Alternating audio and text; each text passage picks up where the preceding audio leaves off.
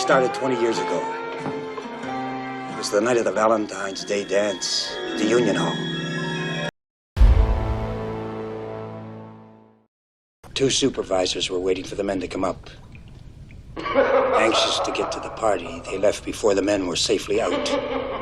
Released in 1981 during the golden era of slasher films, My Bloody Valentine is often overshadowed by more mainstream franchises like Friday the 13th and Halloween, but it stands out as a unique and atmospheric entry in the genre. Directed by George Mahaka and produced in Canada, the film embraces its working-class setting, creating an environment that feels more lived-in and authentic than the typical suburban horror locales. What sets My Bloody Valentine apart is its effective blend of suspense, brutal kills, and a sense of urban legend horror that gives it an eerie staying power. It's a bad time, this time of year. I love fairy tales. This ain't no fairy tale, little girl. If you don't take it seriously, you're a fool! The story revolves around the town of Valentine Bluffs, a small mining community with a dark past.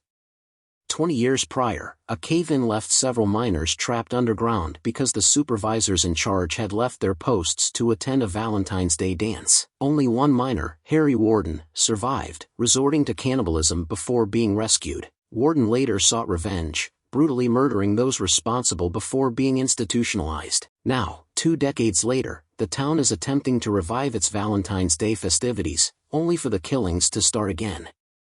With a killer in full mining gear, complete with a gas mask and pickaxe, the murders are as horrifying as they are methodical, leading the town to question whether Harry Warden has returned or if someone else has taken up his bloody mantle. The first Valentine's dance in 20 years has to be something special. One of the film's greatest strengths is its atmosphere. The setting of the mining tunnels is used masterfully, creating a claustrophobic and ominous environment that enhances the tension. Unlike the sprawling summer camps or suburban neighborhoods common in slashers, the mine feels genuinely dangerous and inescapable, making it the perfect backdrop for a horror film. Right to the heart, huh? The film also does an excellent job of portraying the town's blue-collar workers, adding a level of realism that many slashers lack. Instead of stereotypical teenage victims, My Bloody Valentine focuses on young adults trying to balance love, work, and the burdens of the past, which makes them more engaging to watch. The kills in My Bloody Valentine are another major highlight, though they were heavily censored upon the film's original release.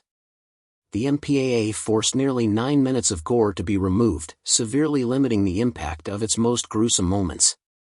Fortunately, restored versions of the film have since made these scenes available, revealing some of the most creative and brutal kills of the slasher era. Victims meet their end in increasingly grisly ways: pickaxes through the face, boiling water scaldings, and one particularly infamous moment involving a body stuffed into a dryer. The practical effects, when seen uncut, are impressively detailed, adding to the film's visceral horror. In this town on Valentine's Day, everybody loses their heart.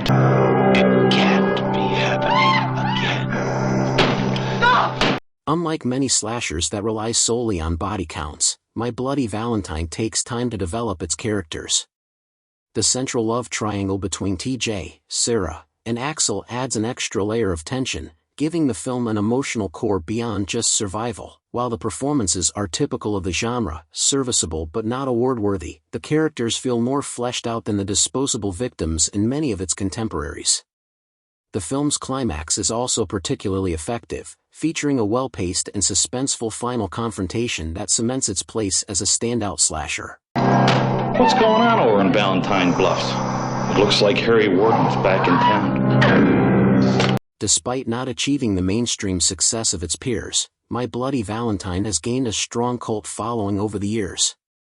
The film's commitment to atmosphere, creative kills, and suspense over cheap jump scares makes it a favorite among horror fans. It was later remade in 2009 as My Bloody Valentine 3D, which leaned more into the spectacle of modern horror, but the original remains the superior film due to its raw, practical effects and grounded tension. My Bloody Valentine is an underrated gem that deserves more recognition within the slasher genre. For fans of 80s horror, especially those who appreciate atmospheric slashers with practical effects, this is a must-watch, preferably the uncut version to experience it in all its gory glory.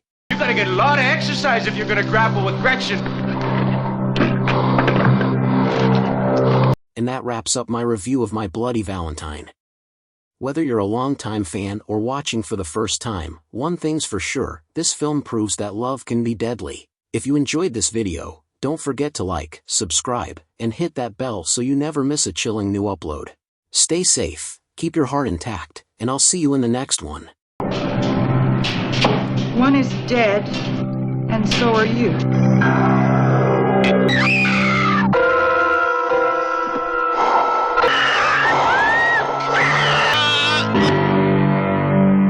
My Bloody Valentine.